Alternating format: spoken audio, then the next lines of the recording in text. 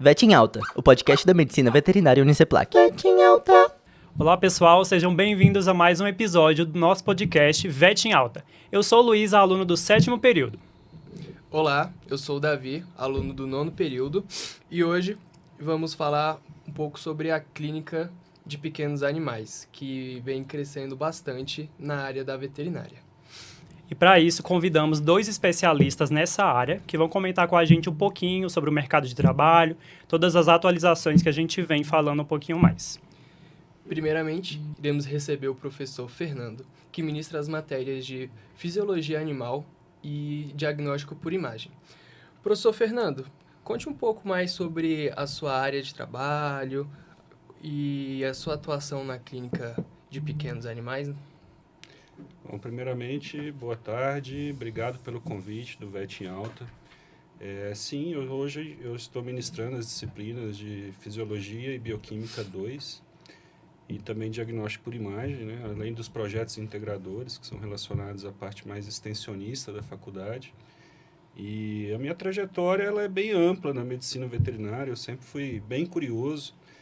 Então, apesar de já ter entrado na veterinária com a ideia de trabalhar com pequenos animais, eu tive a oportunidade de navegar por várias especialidades durante o curso e mesmo depois de formado. Então, por exemplo, fiz meu estágio supervisionado com clínica de animais selvagens no zoológico aqui de Brasília.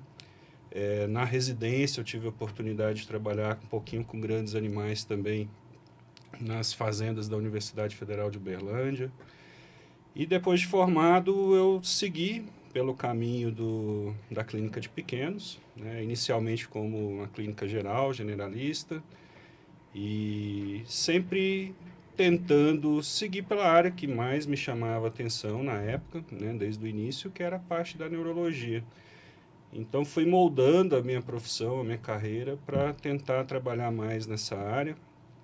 E hoje em dia é a área que eu atuo predominantemente, que é a neurogeriatria, né, de pequenos animais. E hoje, basicamente, é isso. Eu trabalho mais nessas duas áreas, ministrando as duas disciplinas de fisiologia e diagnóstico por imagem, que acabam que estão correlacionadas, né, diretamente ao tema. E, basicamente, é isso.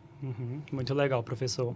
A gente está aqui também com a professora Veridiane Gomes, que ministra as matérias de semiologia e também clínica médica de pequenos animais. Professora, conta um pouquinho para a gente sobre a sua atuação, sua formação, sobre a área também da clínica de cães e de gatos. Bom, então, primeiramente, olá a todos que estão assistindo, agradeço o convite. É um prazer estar aqui com vocês, né, falando um pouquinho da clínica médica de pequenos animais.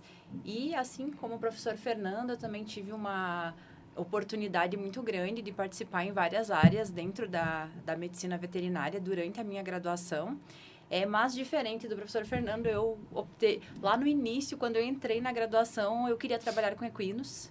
E eu até falo que não tem nada a ver comigo, porque eu morro de medo de levar coice. Totalmente então, diferente, né? Totalmente Eu tenho diferente. esse problema também, professor. Então, eu entrei ali querendo trabalhar com equinos, mas no fim, no primeiro semestre, eu já consegui estágio no laboratório. Aí fiz um tempo ainda de estágio no laboratório e daí depois eu já acabei indo mais para a parte de pequenos animais mesmo, que eu tive a oportunidade de fazer estágio dentro do hospital veterinário da instituição onde eu me formei, onde eu estudei, né, e fiz toda a minha graduação.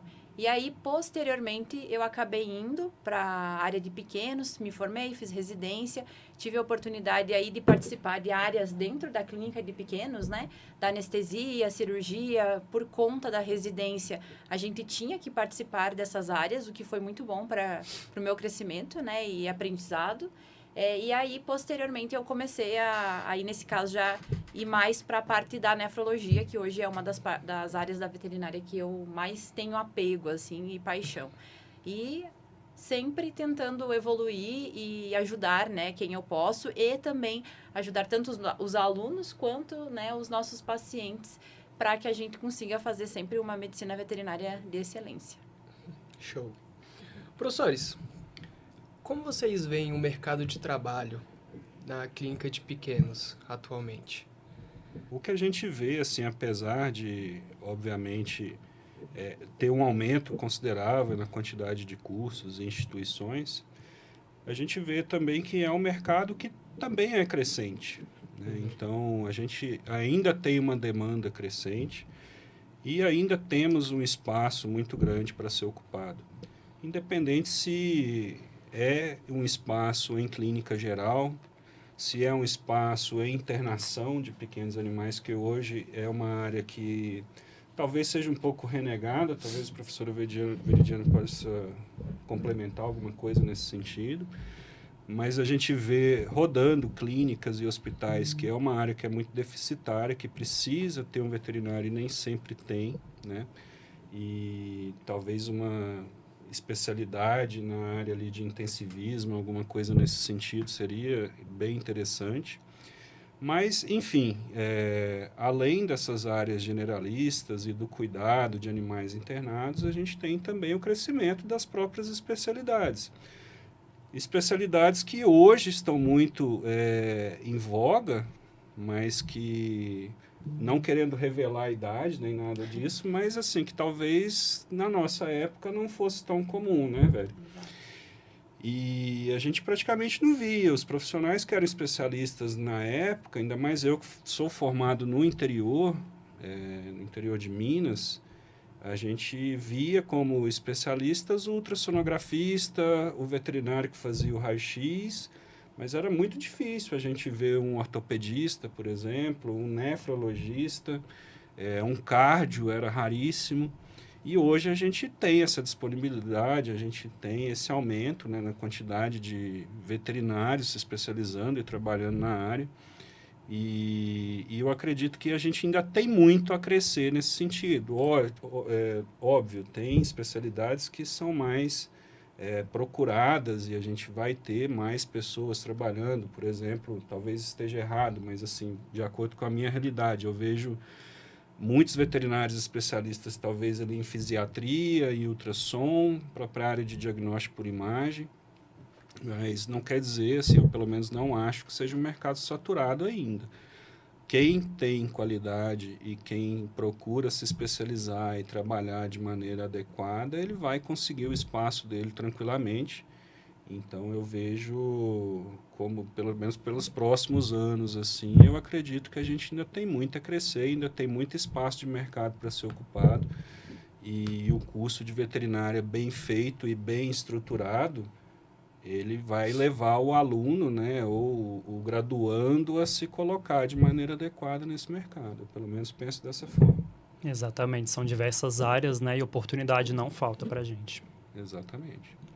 Eu concordo, né, com a colocação do professor Fernando. Eu acho que a clínica de pequenos animais, ela vem num crescente bem importante. E eu acredito que muito é pelo estilo de vida das pessoas, né? Muito se mudou hoje em dia, as pessoas já optam por pets ao invés de filhos, né? Então, os filhos de 4 patas e não mais os filhos humanos. Então, isso tem gerado um crescente bem importante. Apesar das 500 e tantas cursos de veterinária que nós temos no país, né?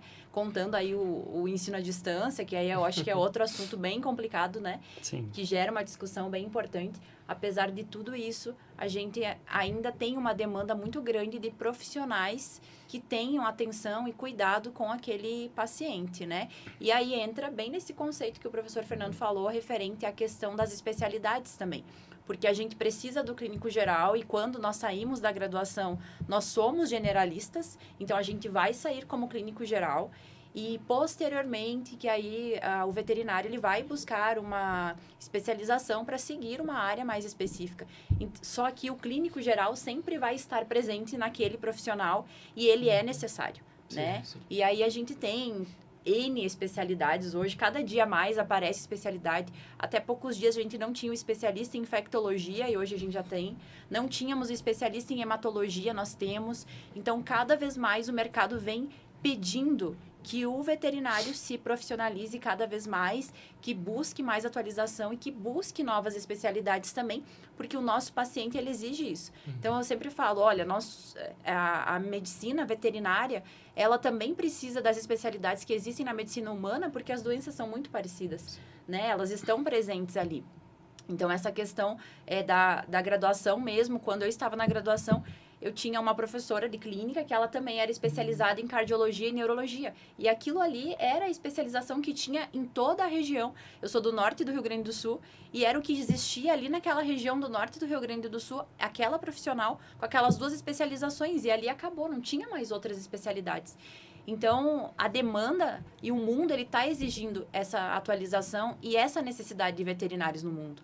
E o profissional sendo competente, indo atrás, correndo, ele sempre vai ter lugar no mercado de trabalho. Acho muito difícil, de verdade, assim, quando eu escuto as pessoas tendo essa dificuldade, talvez a área, claro, que é muito específica, alguma pessoa quer trabalhar em outra área, que tem uma dificuldade maior, mas dentro da clínica de pequenos animais, eu realmente acredito que é muito difícil o profissional ele não conseguir se colocar no mercado de trabalho, porque a necessidade, ela existe e é bastante, assim, a demanda, ela é bem grande.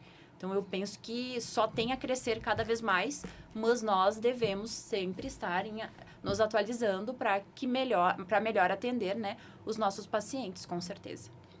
Como você falou, né, professora, a medicina ela vem se atualizando e a veterinária não fica atrás, né? Como o nome já diz, medicina veterinária. Então, direto a gente está se atualizando, mais áreas vem crescendo aí, né? E é necessário. É necessário. A gente não pode ficar para trás de forma alguma. São Exatamente. vidas da mesma forma. Sim. Exato. Complexidades bem similares. Exatamente. E eu acho que é aquela coisa, eu acredito que ainda é muito pior porque eles não falam. Eles Sim. vão te dar uma mordida e é assim Com que eles certeza. vão É verdade. te mostrar o que eles estão sentindo, né? Sim. Vamos agora só dar um corte, porque seria uma pergunta minha falando as principais oportunidades e desafios. A gente já falou muita coisa sobre, né? Essa questão da especialização, senão vai ficar repetitivo. Aí você pode ir para o próximo, né? Beleza. Professores, a gente falou de especializações, os 2 têm residências. Vocês poderiam falar um pouco mais da especialização de vocês? Professora Veridiane, nefrologista. O senhor, professor Fernando, neuro, também com a parte da geriatria, né? Explica um pouco mais para o público como atuar nessas áreas. Se quiser começar. Pode ser, tanto faz. Bom, gente, só queria, antes de mais nada, falar um pouquinho da nefrologia. E eu sempre gosto de quebrar um pouquinho o protocolo, né? Eu sei que a pergunta foi referente a entrar na área, mas eu sempre gosto de falar da paciente que me fez entrar na área, né? Que assim, que me fez... Eu já tinha um amor, um interesse grande pela nefrologia, mas eu tive uma paciente lá na minha residência que virou a chave, assim, e que eu vi que a partir dali eu precisava estudar muito mais a parte de nefrologia e ir atrás. Porque é interessante, quando a gente pensa em nefrologia, nós pensamos em animais idosos, que daí entra muito a parte da geriatria, né? A gente pensa, não, ele é um animal idoso, então, ok, tudo bem ele ter problema renal. Mas essa paciente em específico, não. Ela era uma paciente jovem, ela tinha 2 anos. E aí, a gente até diagnosticou na época com nefropatia juvenil, que aí seria, no caso, né, do paciente jovem. E foi a partir dela que eu comecei a estudar e gostar muito mais da nefrologia e fui atrás de aprender sobre hemodiálise. Imagina, hemodiálise naquela época tinha a 500 quilômetros da cidade onde eu morava, né? E hoje a gente tem hemodiálise em vários locais, né, do país. Então, isso é muito interessante. Mas, enfim, só para comentar que foi a Lili, né? Eu falo dela até hoje, porque realmente o sentimento foi importante, porque ela fez essa virada de chave, assim, e me trouxe, né? E fez eu buscar muito mais esse conhecimento sobre a nefrologia. No geral, quando a gente pensa na nefrologia, né? Dá um pouco de susto, né? Porque o pessoal vê alteração nos exames e, opa, tem que procurar a nefrologia. Mas, no geral, eu acredito que entrar na nefrologia da mesma forma que entrar em outra especialização, é muito similar. A primeira coisa que é interessante o veterinário buscar é fazer um curso de especialização. E hoje a gente já tem diversos cursos no país na área de nefro, né? Quando eu comecei ali, tinha 1 ou 2, tinha uma ou 2 instituições que ofereciam. E hoje a gente já tem mais, né? E é buscar, junto com esse estudo, também buscar estágios, né, junto com profissionais que já atuam na área e tentar sempre buscar a participação de congressos, ler muito artigo, que isso vale também para toda a graduação, né, não apenas considerando a questão somente da especialidade. A gente já tem centros de diálise aqui em Brasília mesmo, né, aqui no DF também. que auxiliam nesse processo, que podem dar um suporte, ensinar o aluno a aprender, o aluno que eu falo, não só o aluno da graduação, mas o aluno veterinário mesmo, que está buscando essa especialização, porque é uma área que também existe uma necessidade bem grande de nefrologistas, né, dentro da nossa região aqui, do Centro-Oeste mesmo, não só aqui do DF, mas Goiás, Mato Grosso, também existe essa necessidade que são muitos os pacientes que acabam aparecendo, né, com alterações nefrológicas, e não apenas falando de rim, né? Lembrar que a questão é o sistema urinário como um todo. Então, a gente vai ter muitos pacientes com cálculos urinários, pacientes com infecções do trato urinário. Então, a demanda, ela também é muito grande. Mas o primeiro passo é o profissional, ele buscar um curso de pós-graduação. Esses cursos de pós-graduação, eles duram em torno de 2 anos, né? Então, aí a pessoa vai precisar estar ali mês a mês tendo as suas aulas, mas lembrar que não é apenas ir lá na sala de aula e ouvir tudo que é passado, mas também estudar por fora e buscar o estágio para ir acompanhando e crescendo como profissional mesmo, né? Mas eu convido, né? Eu sempre falo, convido a todos para participar da nefrologia, porque é uma área, assim, muito bacana mesmo e muito interessante. E não adianta, a gente precisa estudar, buscar o que é o normal. Então, e a nefrologia precisa muito da fisiologia também, então a gente precisa revisar toda aquela situação de fisiologia, porque se eu não entender como que tudo funciona de forma, como que é o normal, eu vou ter dificuldade em entender por que as alterações elas acontecem e por que aquele meu paciente ele apresenta determinada alteração, se ele é um paciente com doença renal, qual que é a ligação, né? Mas eu acredito que, de forma geral, para entrar na especialização, vai muito do indivíduo, ele ter o interesse, ele buscar a informação, que o mundo está aí trazendo um monte de possibilidades. Ok. Bom, em relação à minha especialização de neurologia, não tem uma história, tá? Sendo bem sincero. Eu não sei dizer, assim, em qual momento eu decidi seguir essa linha, mas a neurologia, ela me atrai, assim como outras áreas durante a graduação, né, como a professora Veridiane acabou de falar, a gente tem uma formação muito generalista, né? A gente passa desde a forragicultura até clínica de silvestres. Na minha época ainda não tinha essa disciplina, hoje em dia quase todas as matrizes curriculares possuem, mas, enfim, então a gente acaba se sentindo atraído por várias áreas. Vocês, como discentes de graduação, com certeza entendem isso. Sim. Né? E eu gostava muito, né, da parte clínica em si, cirúrgica também, inicialmente, durante a graduação, até que eu fiz Clínica 3. E aí, na Clínica 3, tinha um professor que ministrava o conteúdo de neurologia clínica, que por coincidência era o mesmo professor que também dava diagnóstico por imagem, né? Lá na Universidade Federal de Uberlândia, que foi onde que eu me formei. E eu me lembro como se fosse hoje, olha que tem vários anos isso, ele explicando as vias neurológicas, o arco reflexo, e eu achei aquilo, caramba, como é que pode? Isso é tão complicado e mesmo assim é tão interessante, que você chega em casa e você vai pegar um livro para tentar entender aquilo melhor. E eu fiquei com aquilo na cabeça, como o conteúdo fazia parte de uma disciplina que tinha um contexto muito maior, obviamente, acho que foram 3, 4 semanas de aula de neurologia e já encerrou aquela parte. Depois a gente foi ver outras coisas durante o semestre. E, enfim, passou, mas eu fiquei com aquela curiosidade durante algum tempo. Quando eu cheguei na residência, eu fiz minha residência com clínica e patologia. Uma residência, na época, não existia regulamentação igual a gente tem hoje do MEC, então foi uma residência totalmente atípica, no qual eu trabalhava com clínica de maneira realmente generalista, desde ovelhas até gatos, tá? E cuidando das fazendas, como comentei agora há pouco. Então, assim, era realmente bastante coisa. Mas sempre que tinha algum paciente neurológico no hospital, eu procurava estar acompanhando ali perto.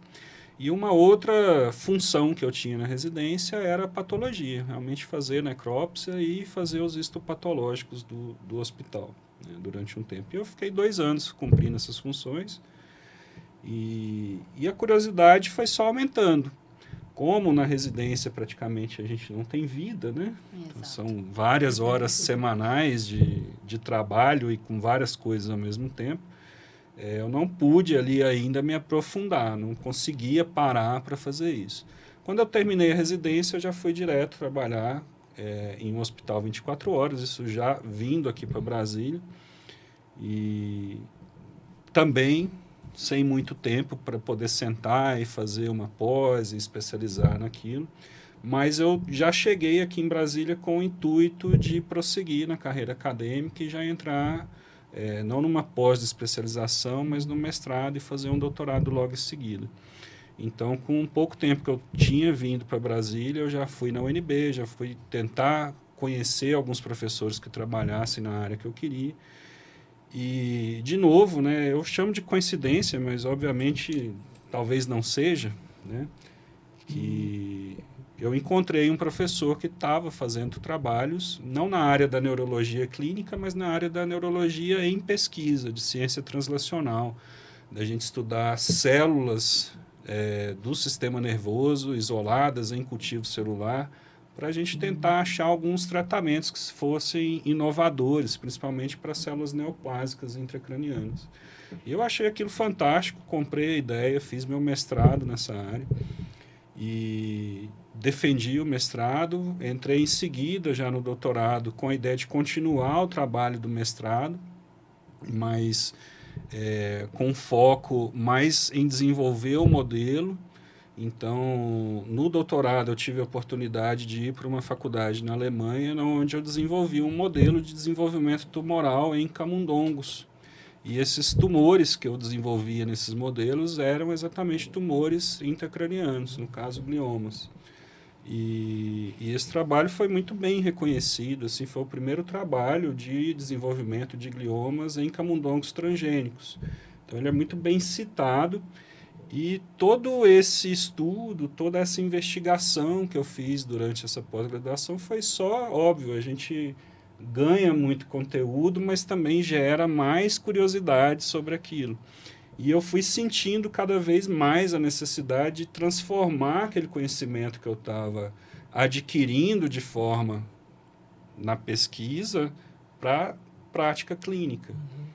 E nesse momento eu resolvi mandar um e-mail para o professor Ronaldo Casimiro, que é referência na neurologia clínica, professor da Universidade de Utah hoje em dia. E ele tem um curso, né, de neurologia clínica. E ele me respondeu o e-mail praticamente no dia seguinte, assim, falou, não, você tem que vir fazer o curso com a gente para você ver como é que é a parte clínica e tal. E eu fui. E aí, realmente, aquilo foi um divisor de águas para mim, que eu falei, caramba, tipo assim, eu tenho 6 anos contando mestrado e doutorado que eu estou estudando a parte da fisiologia, neuropatologia de doenças neurológicas e não é isso que eu preciso. Então, quanto mais a gente sabe, mais a gente vê que não sabe, na verdade, né? Exato.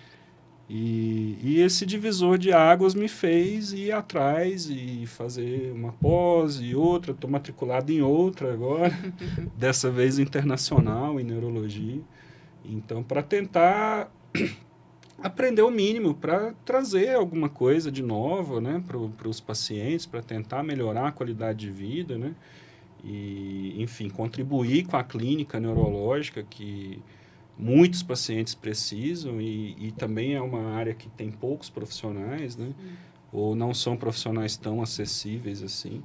Então, é interessante isso porque, às vezes, um paciente, às vezes um professor, às vezes uma situação do teu cotidiano, ele te traz, né, para uma linha de trabalho que você inicialmente talvez não estivesse pensando, né, em trabalhar com aquilo, e você simplesmente se descobre, né, e a partir daquele momento é aquilo que você quer fazer e a partir daquilo você vai desenvolvendo a sua carreira mais e mais e controversamente, você percebe que você não sabe de nada ainda. Então, você tem que estar sempre estudando. A gente é sempre aluno, na verdade, né?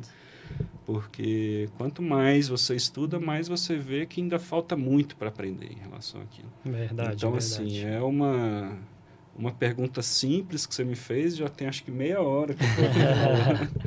Mas realmente é isso, não tem um porquê de eu ter feito. Foi uma conjunção de várias coisas que me levou a ser o profissional que eu sou hoje. Né? Não dizendo que seja bom ou ruim, mas que, assim, que me satisfaz profissionalmente, pelo menos dessa forma.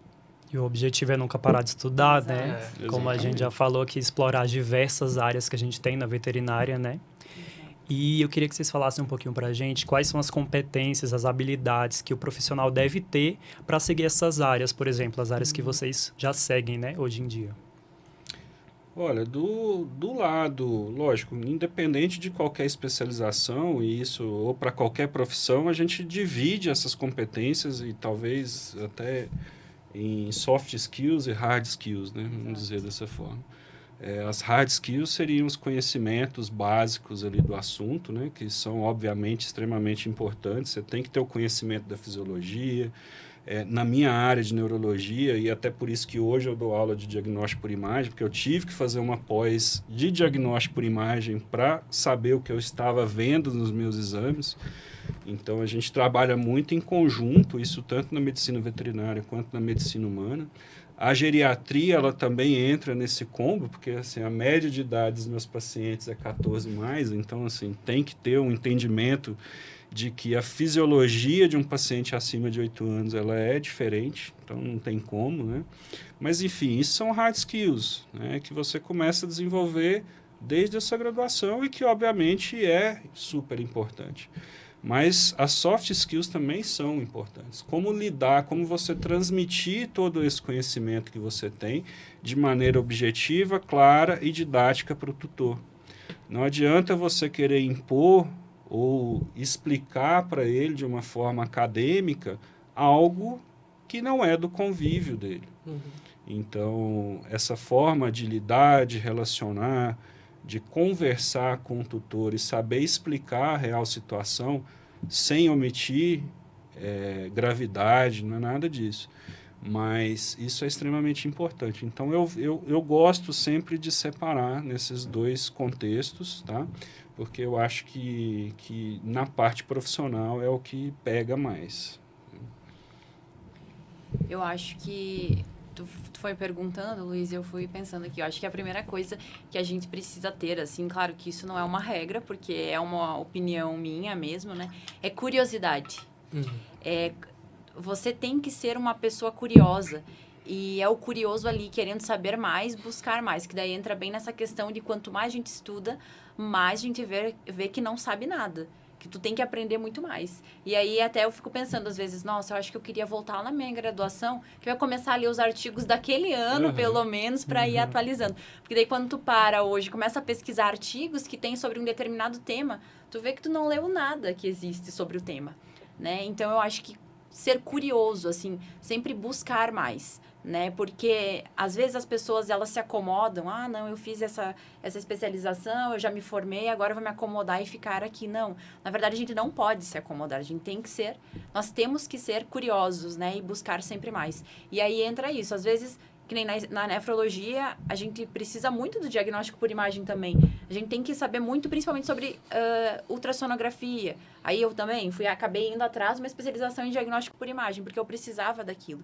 E aí, e o que eu quero dizer antes de mais nada, não é que, ok, agora eu sou um nefro, eu preciso fazer um curso de diagnóstico por imagem. Não, assim como vai fazer neuro, eu preciso fazer um curso de diagnóstico por imagem para eu saber interpretar isso.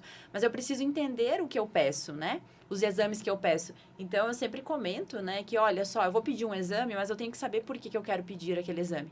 Então, eu preciso ter essa consciência de o que eu preciso sobre aquele paciente, entender a situação do cliente, né? Eu saber me expressar para esse cliente. Então, às vezes, eu gosto de desenhar para o cliente, para mostrar, olha, isso daqui é um rim, isso daqui é um ureter. Porque, às vezes, eu falar para a pessoa que aquilo é um ureter e ele vai ficar pensando, o que é um ureter? O que é? Ele sabe que existe o rim e que existe uma bexiga. E esse meio do caminho ali, o que que é? Então, eu gosto de, muitas vezes, desenhar, mostrar, eu gosto de mostrar a imagem, explicar dentro dessa imagem. Então, além da curiosidade, muitas vezes a gente precisa ter essa calma para fazer eles entenderem o que está acontecendo, porque às vezes nós estamos dando um diagnóstico que é um diagnóstico ruim, em muitos casos, infelizmente. Então, além disso, eu vou encher ele de informação que o tutor não vai entender o que, que é aquilo tudo. Então, eu preciso ter essa paciência, essa calma, essa tranquilidade para expressar para essa pessoa, né, que está ali na minha frente com o pet dele, o que, que eu quero dizer. Né? Então, entra muito nesse conceito. E entender que a gente não pode parar. Então, assim, eu sei que a gente tem dentro da nefrologia, né? Nós sabemos que existe a síndrome cardiorrenal. Então, eu fui estudar sobre cardiologia. Mas isso não significa que eu vou começar a atender como especializado em cardiologia. Exatamente. Eu só fui buscar entender mais, né? Sobre aquele tema. Tem muitos pacientes que apresentam alterações neurológicas dentro da nefrologia. E eu preciso tentar, ao menos, saber identificar se aquilo ali eu tenho que encaminhar lá para o professor Fernando para tratar a parte neurológica, ou se não, isso daqui é um problema, a consequência da parte dos rins. Então, a gente saber esses limites, entender os nossos limites também, entender o que eu preciso passar para o cliente para que ele compreenda o que eu quero dizer e que ele ajude no tratamento. Né, que ele nos ajude no tratamento, fazendo o tratamento da melhor forma. Então, acho que é isso. É um conjunto de habilidades, né, que o profissional precisa ter.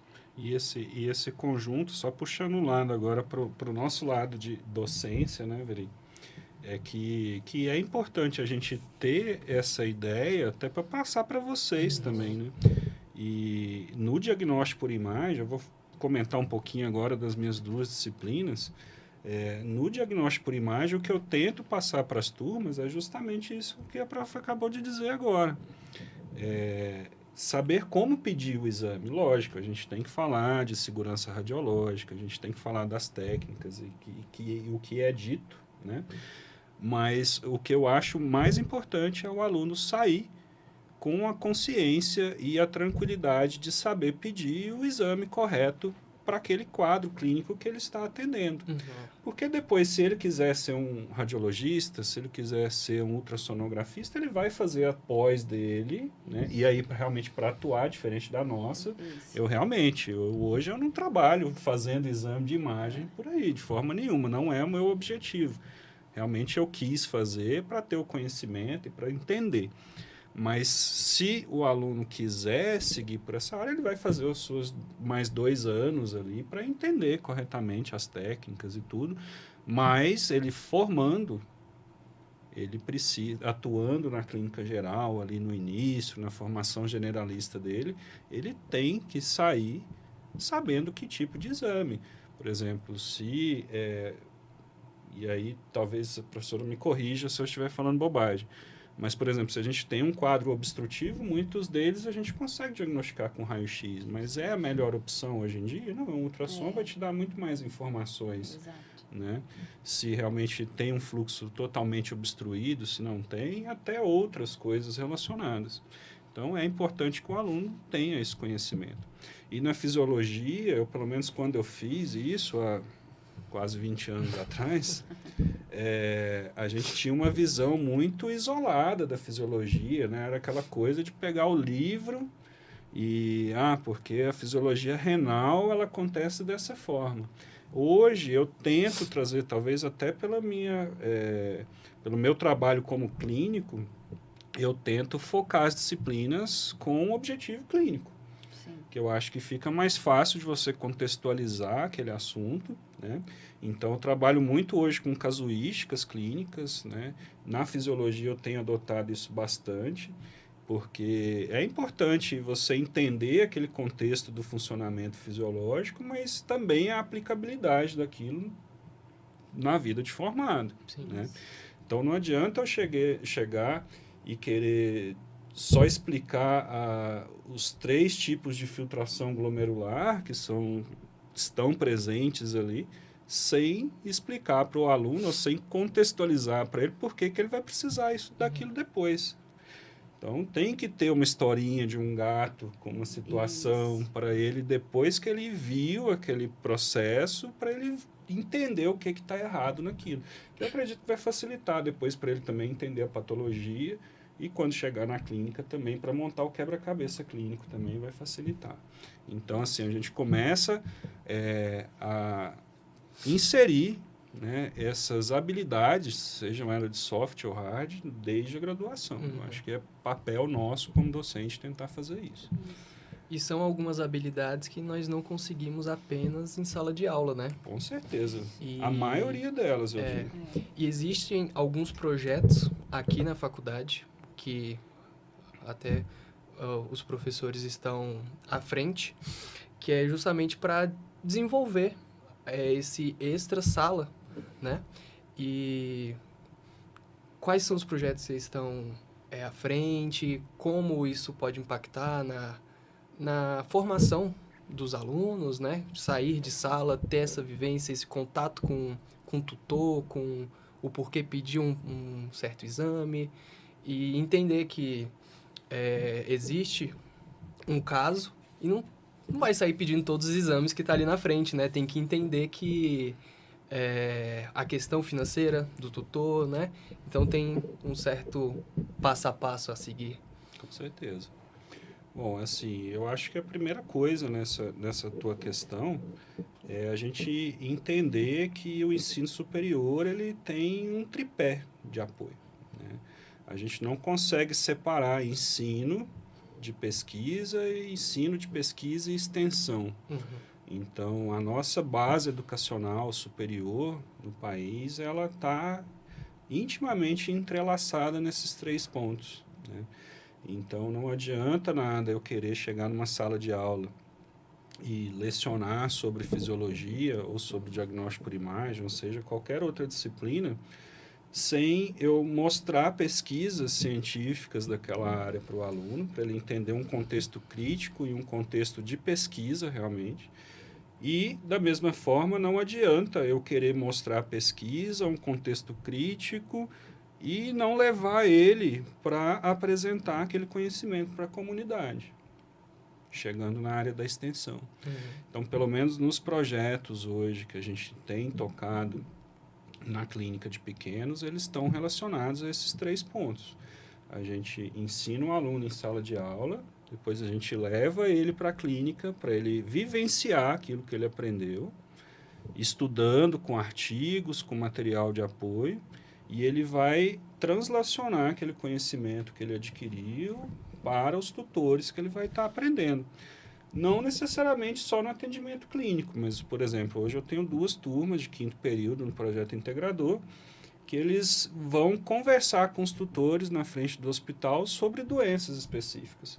Então, a gente passou o primeiro bimestre inteiro fazendo um levantamento epidemiológico de quais as doenças que estão mais prevalentes nos últimos anos aqui na nossa realidade da clínica. E agora, no 2º bimestre, a gente reuniu essas doenças com maior incidência, maior prevalência, para conversar com os tutores sobre elas, meios de evitá-las, de meios de tratá-las, meios de manejá-las de alguma forma, né? E eu acho que isso é importante. O aluno tem que conversar com a comunidade externa, né? Isso não tem como a gente separar do ensino superior. Então, hoje, os projetos que a gente tem são relacionados a isso. Mais especificamente, a gente tem o projeto de extensão do VET-idade, que aí é basicamente isso tudo que eu te falei, só que aplicado a cães acima de 8 anos de idade. É um projeto que tem dado um retorno bem interessante, seja para o aprendizado dos alunos, seja para o atendimento externo. A gente está hoje com 56 animais atendidos e a gente visa acompanhar esses animais durante um certo tempo, fazendo exames de acompanhamento, fazendo exame clínico, exame neurológico, questionários cognitivos, para a gente tentar realmente dar qualidade de vida e assistência para esses animais. Eu gosto de dizer, né, que a gente aprende clínica fazendo clínica. Sim. Né? Então, eu falo isso bastante. Quem me conhece sabe que eu sempre gosto de ter essa frase, né? Por quê? Porque não adianta a gente, em sala de aula, falar um monte de coisa, né? Apresentar um monte de material e slide, e aí o aluno lê, ou eu falo para o aluno, vai lá no livro e lê, vai lá no artigo e lê. E ok, ele vai ler, ele vai absorver uma porcentagem daquilo, mas aonde ele vai colocar em prática e vai entender as associações, vai conseguir relacionar os problemas na clínica. Então, existe essa necessidade, né, do aluno estar presente na rotina clínica, de receber a comunidade, porque aqui no nosso hospital a gente tem uma demanda grande, né, de pacientes da comunidade, e não apenas de pacientes da nossa região aqui do Gama, mas de outras regiões. E diferentes casos, inúmeros casos. E aí, aquela coisa, o paciente, eu falo também, o paciente ele não vai vir apresentando somente o que está lá no livro. Então, algumas coisas vão vir a mais, né? Porque eu tenho um paciente idoso, que já tem todas as patias do mundo, né? Cardiopata, neuropata, nefropata, endocrinopata. Então, ele vai vir com um combo de alterações que o aluno ele precisa saber identificar para dar um melhor tratamento e melhor qualidade de vida para aquele indivíduo.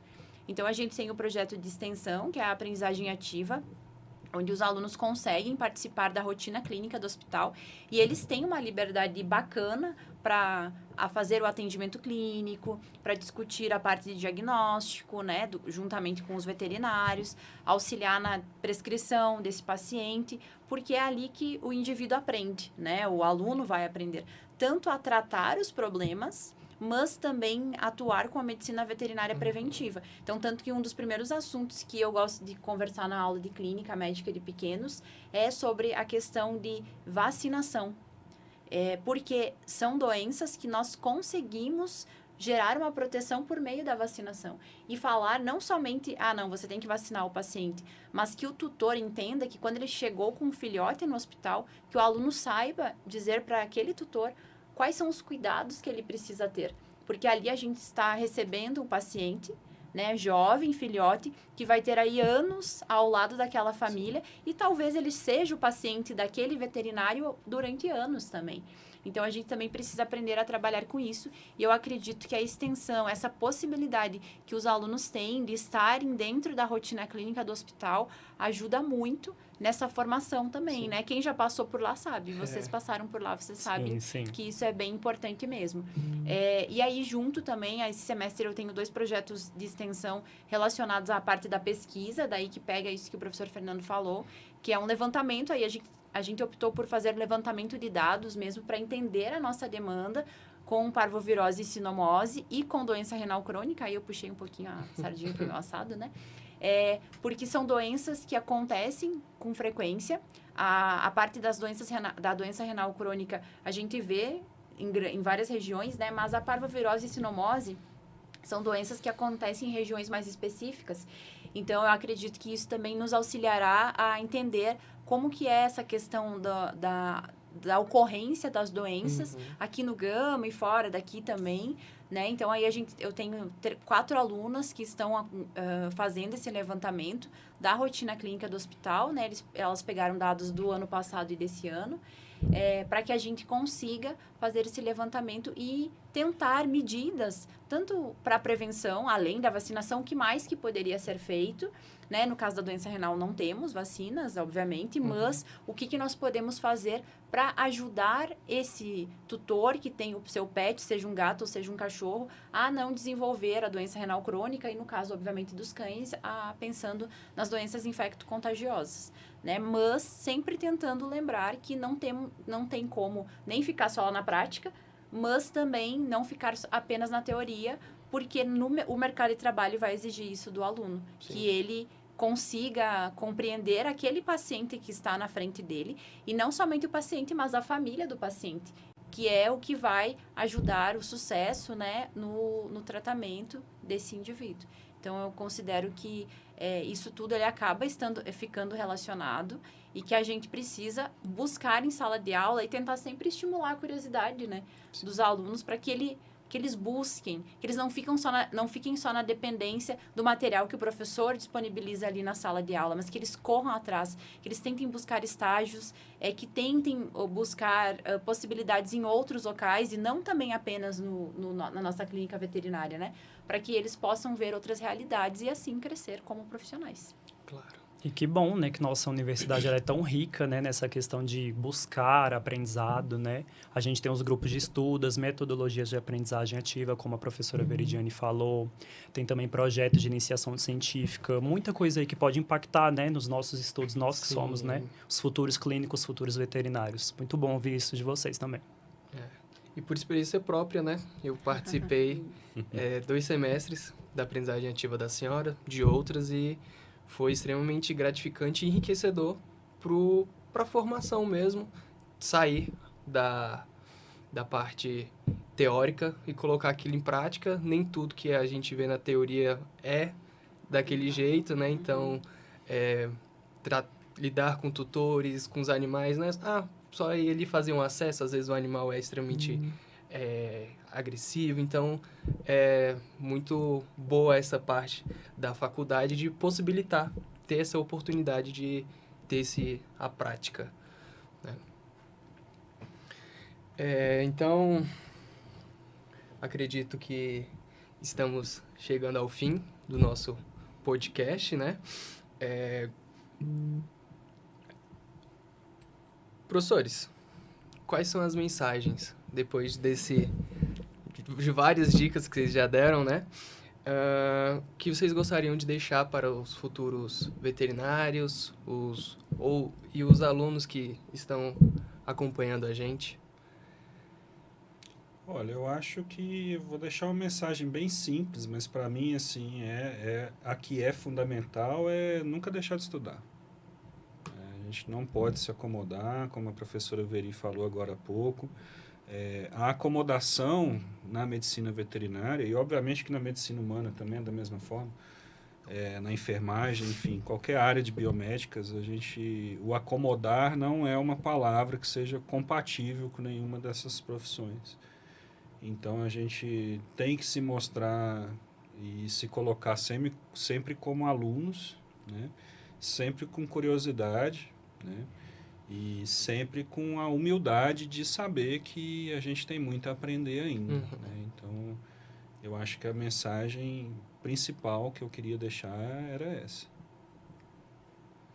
Primeiro, eu quero dizer que eu não gostaria que estivesse chegando no fim, porque eu estou gostando de ficar aqui Muito conversando. bom, né, o bate-papo. É interessante, assim, eu acho bacana dividir experiências, Sim, né? sim, É bem interessante.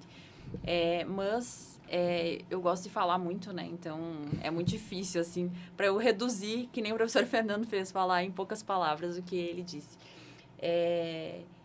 Eu considero que é isso, assim, basicamente a mesma coisa, assim, vou citar Resende 2025. Fique à vontade. Eu acho que é isso, pessoal, a gente não pode parar de estudar, não tem como. A partir do momento que tu pensar em parar de estudar, você parou no tempo. Sim. Tu parou no tempo, porque no dia seguinte vai sair um artigo novo, vai sair uma medicação nova que é melhor, que vai ajudar mais teu paciente. E hoje nós temos o tempo inteiro a internet disponível, né? Tá na mão da gente. Então, às vezes, tu fala uma coisa para um cliente e ele já rebate com outra que ele pesquisou ali. Isso acontece com os alunos também. Sim. Então, a gente não pode parar no tempo. A partir do momento que tu não estuda, tu parou no tempo e aquilo talvez te custe a vida de um paciente, tá? Isso pensando, obviamente, na clínica de pequenos. Então, a gente precisa ser curioso. Nós precisamos ser curiosos. Porque isso vai salvar muitas vidas, né? Quando a medicina for possível ali de ajudar realmente de curar ou de estabilizar o paciente. Eu acho que é muito importante, então, a gente ter esse pensamento. E eu sempre gosto de dizer que veterinário, paciente e tutor é um time. Nós somos um time. Então, você tem que trabalhar em conjunto com o tutor daquele seu paciente e para ele trabalhar em conjunto contigo, né? Então, eu sempre falo, vamos ser empáticos, ouvir, receber as informações, explicar o que tem que ser feito, só que a gente precisa ter o conhecimento para conseguir aplicar esse conhecimento. Então, isso que eu digo, assim, estudem, sempre se mantenham atualizados, sempre conversem com os colegas que trabalham com vocês.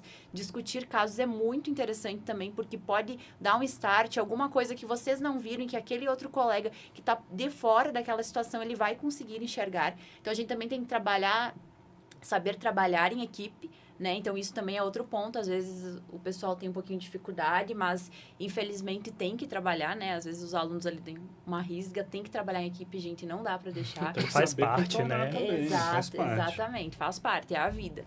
E é isso, assim, tenham paciência, tenham empatia com quem vai estar trabalhando com vocês, com os tutores que vão estar ali com vocês, mas não deixem de estudar, não deixem de se atualizar, porque isso talvez seja ali o que vai definir o salvar a vida daquele paciente que está na frente de vocês. E não adianta, sem estudo a gente não consegue, e sem atualizações a gente não consegue evoluir, não tem como. É essencial, né? Não só na nossa área, mas para tudo que a gente for fazer na vida. Com certeza. Então é isso, a conversa está muito boa. Queremos agradecer professor Fernando, professora Veridiane pela presença aqui no nosso podcast e sintam-se à vontade para voltar mais vezes também. Obrigada. Eu que agradeço a oportunidade e precisando é só chamar. Isso aí. Então, muito obrigado. Até o próximo episódio. Não esqueçam de seguir a VET em Alta e compartilhar com os amigos, com os colegas de turma. Muito obrigado pelas palavras, professores. Obrigada. É isso. E acabou.